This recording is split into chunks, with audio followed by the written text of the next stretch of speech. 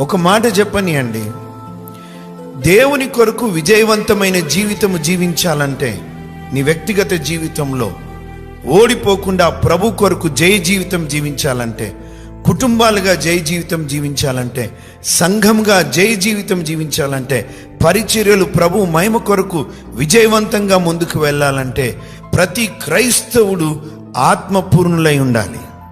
హల్లెలూయా.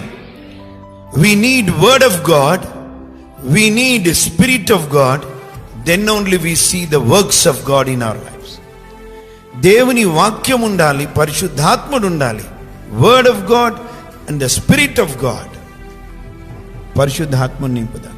చాలామంది వారి క్రైస్తవ జీవితంలో ఓడిపోవడానికి లేదా దేవుని కార్యాలు సమాజంలో జరగకపోవడానికి కారణం ఏంటిదంటే, దేవుని ఆత్మ చేత నింపబడని ప్రజలు ఇంకెంతో మంది ఉన్నారు.